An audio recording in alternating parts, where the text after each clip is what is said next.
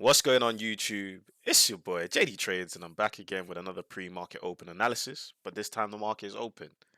Nonetheless, listen, guys, don't forget to leave a like, comment, and subscribe. Turn on that post notification to get notified whenever I post a new video. Today, as always, let's just get straight into the charts. We're gonna start off with the DXY. Guys, also just to reiterate, link to my free Telegram is in the description box down below if you enjoyed this type of content. Let's get back into the video. So far this week, we do have a pretty heavy week for the dollar as I'm looking at the economic calendar to my left here. We do have CPI data coming out for the dollar with crude oil inventory and FOMC minutes on Wednesday and Thursday. So it's very, very heavy for the dollar. Now, when we look at price, okay, in terms of last week was a huge move, monumental move. We just started off bullish and we just kept on pushing. There was really no let off. Even Monday bullish, Tuesday, Wednesday, Thursday, Friday. Now, looking at the dollar, we've obviously broken to the upside, so we've broken bullish on the daily, we've broken bullish on the weekly time frame as well. If we look at the monthly perspective, we are still bearish on the monthly there though. Okay, there is higher targets, and in terms of where price is currently pulled back to, it's a pretty decent area for us to potentially dip down lower as well, as we are sitting inside this monthly imbalance. Okay, so because it is a new quarter, let's start to look at things from a higher time frame perspective and understand where price is or the market could potentially head to next.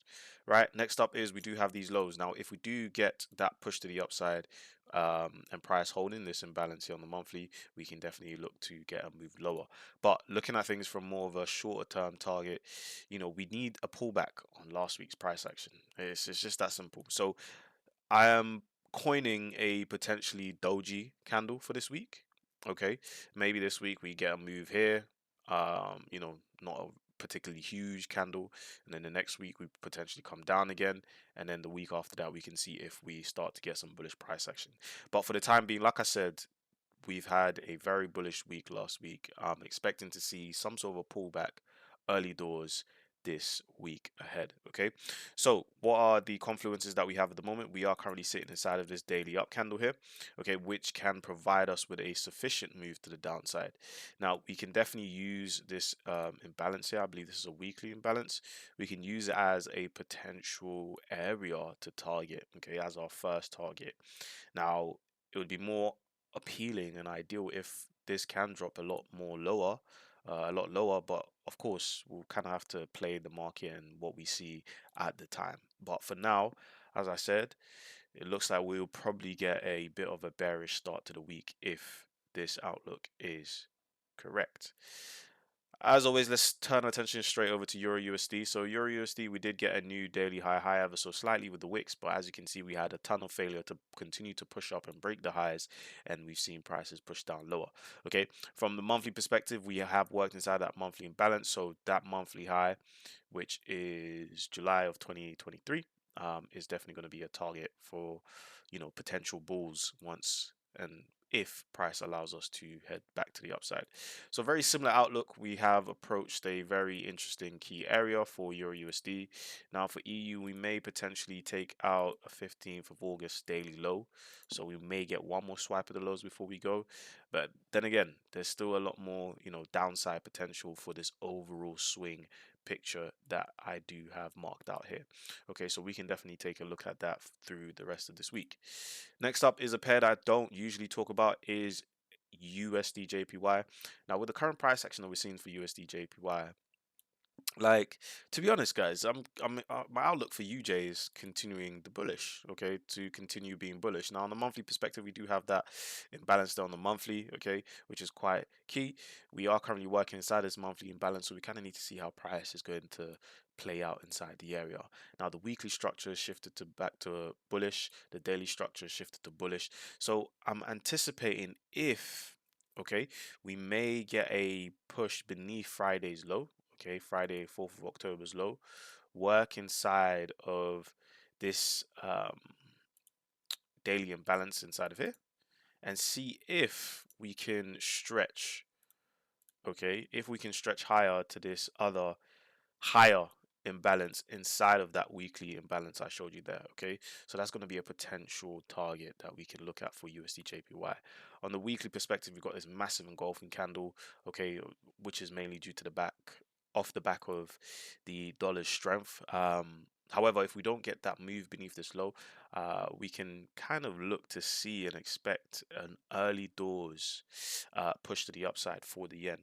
There is a South Korea Hangul Day. I'm not too sure what that is, but there is also a national day for China as well. So Monday and Tuesday might be a little bit quiet with a Hong Kong Chung Yong Day. I hope I said it right for my Asian viewers there. Okay, other things that are worth noting is manufacturing production for the pound and CPI, PPI for the dollar as well on Friday. So it's looking like a midweek extravaganza this week ahead. And of course, for my gold addicts, I am going to talk about gold. Gold is nowhere. It's not in a great place. Gold. Last week, just due to the NFP and all the other data that was coming out and where price was currently sitting, once we had the manipulation of these highs and prices started to kind of, mess around, shall I say, drop off. We had a spike up, spike down. We had price pushing, we had price dropping. We had some more spikes down, then prices reversing, and we had a massive move off of the back of NFP. Then we had a swift recovery all the way straight back up. And of course, as you can see, this is where we closed off last week. So it's definitely interesting times for gold right now. Gold is most likely to continue rising over the longer period, over the longer term.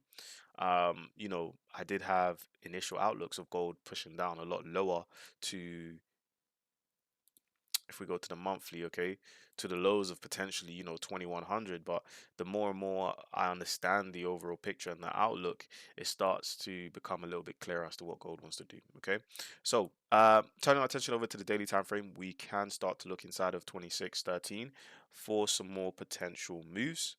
Okay, so we may get lower prices on gold.